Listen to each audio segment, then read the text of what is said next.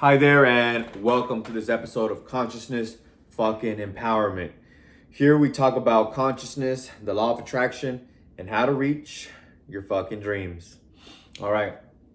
So in this episode, I'm gonna go over Neville Goddard's chapter 11, intervention in the power of awareness. The Power of Awareness by Neville Goddard, 1952. Now, this chapter is a little bit about, because the title is interference, but it's more about interfering your life and saving yourself from your circumstance if you don't like your circumstance, right? And I think this is the goal that Neville Goddard had when he was here physically, is that he wanted people to manifest their ideal life. And because he learned how to manifest through imagination, he wanted to share it. And I want to say right now, I know recently I watched the video and the host kind of mentioned like she probably didn't understand if it was true, even though she was teaching it. Because when she was in a low vibration, she manifested, right? There's different things that we have confidence in. Confidence comes from self-belief. If you can play basketball, you're confident, and you know you can play basketball. So there's different areas where our vibrations can be high when we click on that channel. Say we click on health, I'm healthy. I'm fucking buff, I'm strong as fuck. That's my confidence because I know I've done it. I've lifted heavy ass weight, right? But in another aspect, I would have been like marriage. I've never been married, so I'm still confident as fuck. But if you have some type of limiting beliefs, maybe you grew up without a father or something, then you're like, well, I'm not positive in marriage, but I want marriage. So that's something you have to work on, right? So there's different things where we're confident in and things where we're not. And when we're confident in certain things, then we'll manifest them easily because our belief and our vibration is there. Okay, so let's get on to this. I'll just share that because maybe some of you were thinking of that. Like, I've manifested, if you're thinking, I manifested when I was in a low vibe and I was doing bad and all that kinds of shit, right? All right. So before we move forward, make sure there's two things that you're ready for, that you have to make a choice about. One, that you're going to reach your highest version of yourself, okay? You're aiming to the high version of yourself, not the basic fucking version, premium, the best. And two, you're ready to learn and apply what you're going to learn. Because there's no purpose in being here if you're not going to learn, be open-minded, and apply. All right, let's get it. So the beginning of the book starts like this. You are free to choose the concept you will accept of yourself. Okay? And this is key right here because you are free to choose what you want to be in this life. You have freedom of choice, not freedom of will. If you check the definition of freedom of will is not being controlled by like a higher power, I believe. It's things that happen outside of you. There are things that are happening outside of you. The weather, for example, you don't control the weather. That's one example. The traffic.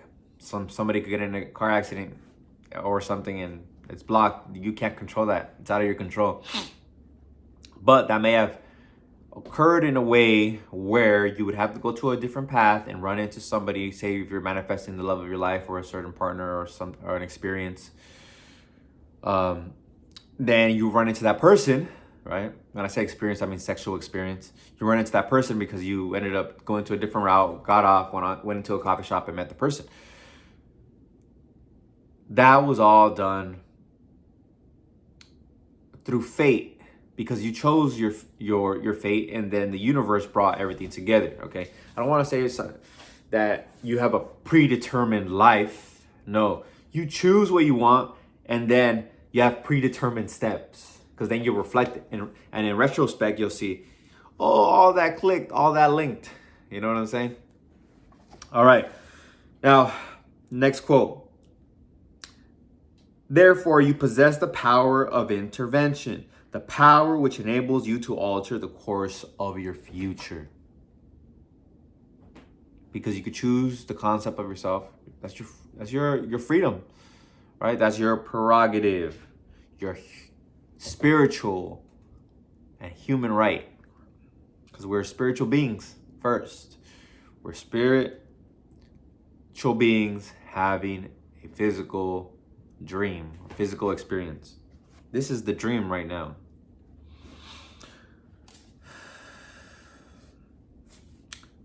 Quote, imagine yourself to be the ideal you dream of and desire.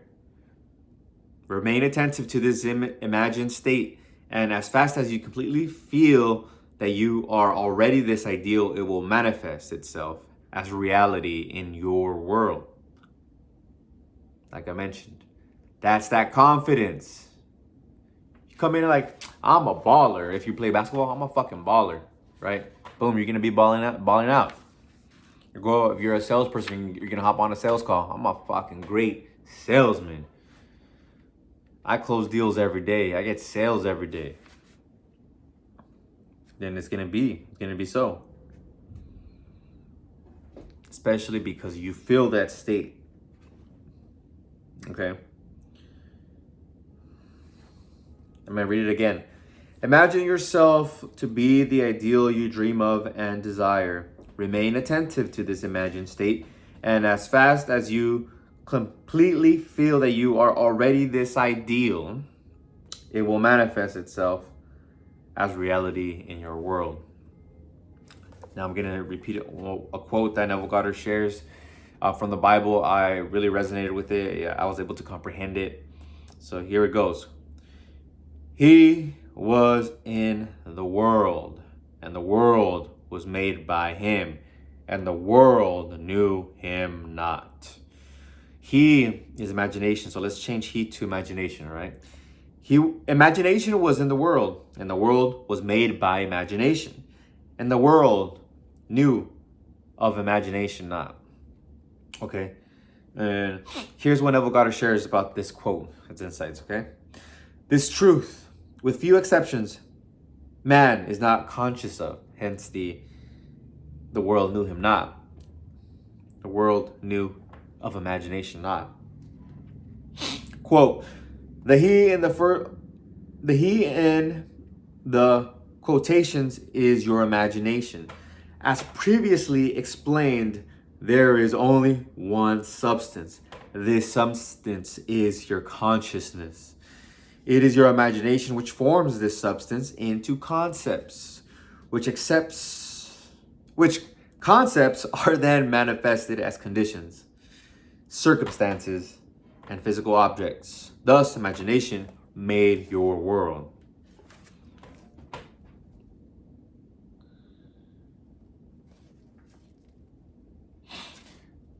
And here is how this all connects to being an intervention for yourself when you decide to change your concept of yourself. It's an intervention of the physical facts, okay? The physical facts, which are your subconscious beliefs made fact, make solid. Here's how you intervene, okay? Well, I just explained how you intervene. And this is how he wraps it up. Because he uses a lot of Bible verses. And by Christ, he means is your savior. Christ consciousness is being aware that you are your own savior, that imagination within is your savior. Imagination is your savior, okay? Now here we go. Quote, Christ is not to be found in history nor in external forms. You find Christ only when you become aware of the fact that your imagination is the only redemptive power. When this is discovered, the towers of dogma will have heard the trumpets of truth, and like the walls of Jericho, crumble to dust. And he quoted somebody there. Quote, towers of dogma will have heard the trumpets of truth, and like the walls of Jericho crumbled to dust. Not sure where he got that quote from, but he quotes something. Okay. Now I hope that all resonated and clicked, right? That one is deep, very, very deep, because it puts all the responsibility on you. Okay, it puts all the responsibility on you because the power is within you. So there's two things that you have to work on. One is your imagination, and the other is your attention. How can you strengthen your imagination and attention? Repetition and attention. The other one is the exercise that I shared. Do 15 seconds of imagining the best moment of your life, or the happiest moment of your life, most beautiful moment of your life, whatever makes you feel really good, right? Because it's going to raise your vibration. But not only that, we're doing it for the attention. So count or put a timer for 15 seconds, and then just visualize that moment. Live it and enjoy it, and allow your imagination to continue it. I do my memory of my baby sister. She's now 16, but when she was a baby, like 1 year old, she would dance when I come up to her while she's eating on her little like lifted chair for the dinner table. I would dance with her. It'd be, it's a big world, it's a big, big world, it's a big world, and she would dance too. And now I pick her up and I hear my mom, "What are you doing?" She's eating. I'm like, "She wants to dance," and I'm dancing with her. And I would dance with her, And in imagination, I would dance with her. So as long as you can hold that for 15 seconds or more, you're on your way. And just do it every day. It's a muscle.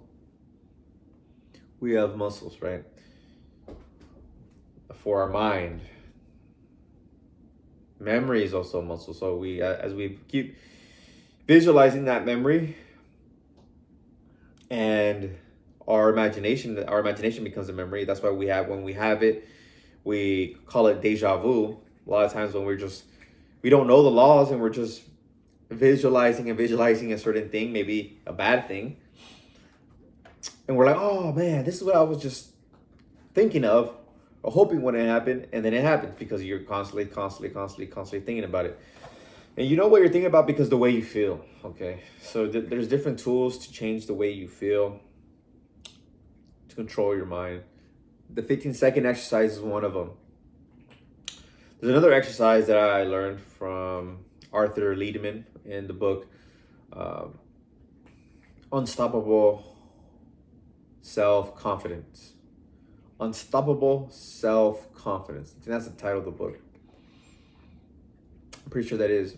And the next exercise that he shared to control your mind, your attention, basically, is he would imagine himself going down a clear blue, like ocean or water, right? Just water, clear blue water, going down clear blue water, and then knowing that above is like the sky and the air, and he's just going down and gets to the bottom of the ocean and just relaxes.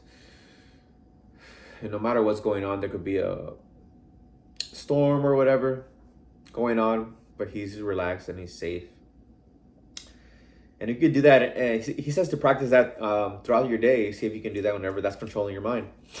And I do a ocean of yellow light. So I go through an ocean of yellow light, and instead of me being the sky, I do that. That's like physical reality. So once I'm relaxed and I'm in the ocean, that ocean of light and warm, it's nice and warm and relaxed. And when I feel I've been there enough time and my body has relaxed and tension is gone, then I say, okay, time to get back. And then I open my eyes. I don't want to open my eyes. I'm so relaxed and I just, then I'm back. Okay. So those are ways to control your emotions and your mind. There's a multitude of ways to do this, okay? They're just new ways that I'm learning that you can apply. Of course, there's a few things that I do every day. Meditation, gratitude, and meditation includes a chakra activation meditation, which is below in the description. Walking or exercise. Giving back to others. Here, this is my giving back right here on YouTube.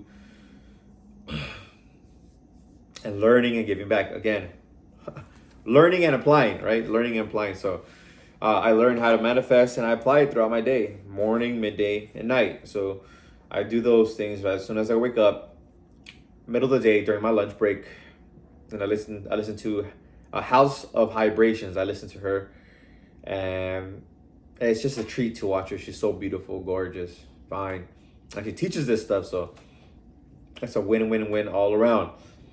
And then right before I go to sleep at 9 o'clock, my new routine is at 9 o'clock. Just close up shop, meaning throw out trash, clean everything, make sure everything's where it needs to be, set my clothing for the next day, and visualize. All right, then prepare to visualize. Preparation, everything's preparation. Preparation. Fucking Asian. All right. I've been reading John Wooden, and he talks about this. Preparation is key. Preparation is key. There's a quote that I read about John Wooden, and it goes something to this effect. Preparation is for when your opportunity arises, not for when you meet opportunity, then you need to get prepared. No. Because if you meet opportunity and you're not prepared, your opportunity is gone. It's going to go away. What we're doing with our minds and seeing the end is we're preparing ourselves for the opportunity. If it's money, we're preparing ourselves at a vibration level, at our frequency level. We're preparing our frequency level. So when that opportunity, that frequency does show up to us in the physical, it'll be a match. And we can accept the opportunity. But if we're not ready and we don't do the inner work and our vibration is not at that level, if whatever it is, money, love, sex, health, anything else, whatever it is, it could be a cup of coffee.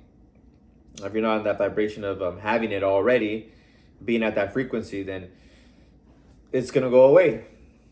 It's like everyday events, we run into different vibrations, but we just don't resonate with them. If you're in Beverly Hills, there's tons of Ferraris and Lambos and nice cars. Some I don't even know what they're called.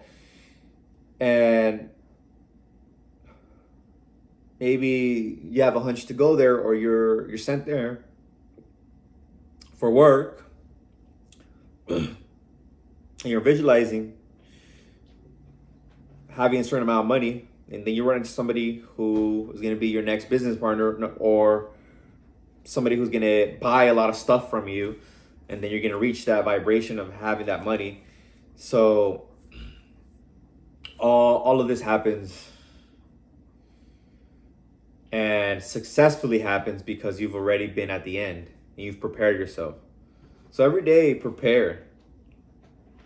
This is a universal law.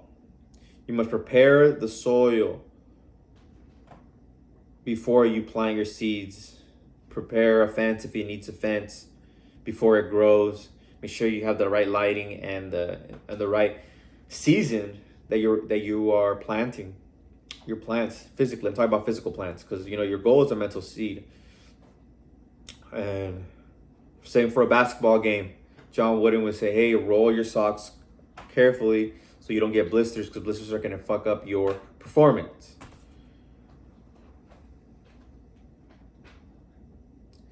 Preparation.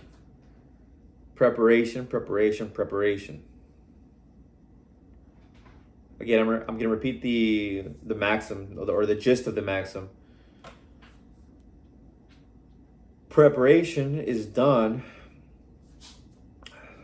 so when you meet opportunity, you can accept it. You can take hold of it, make it yours. You don't prepare when your opportunity has come, because the opportunity will then leave you, because you are not prepared. You're not ready to accept it. Okay? So this is what we're doing. We're preparing our vibrational frequency. We're seeing the end. So by the time we get out of our vibration, out of our imaginal act, we're like, it's mine. I knew that Easy, done. It's already done. I feel it. Sit in that feeling. It's done. It's mine. And then when it happens physically, it happens again. It's manifested. It's demonstrated. Made visible. You're like, yeah, of course. All right. I hope you like this one. Make sure to like, comment, and subscribe below. Let me know what you think about this video, about the concepts here. Maybe you need some more explanation. Let me know what you've manifested. And share this with somebody. If I touch on a topic that somebody's been talking about, share it with them. Okay, share it with somebody you love. Also want to share and shout out Elmer. I'm gonna share one of his videos. And one of his videos was really good. It was about affirmations. Say, for example, you're manifesting being a multimillionaire. Before you shake somebody's hand, before you write something, before you do anything like this, you say, I'm a multimillionaire. I'm a multimillionaire. This is a multimillionaire's hand, right? You shake somebody's hand, yeah, I'm a multimillionaire, say it in your mind, and then you start thinking and acting like that. That's very important because you're assuming the wish fulfilled, okay? You're assuming the wish fulfilled. So I'm going to share his video below. Make sure you follow him if it resonates with you, okay? Until next time, I love you. Peace.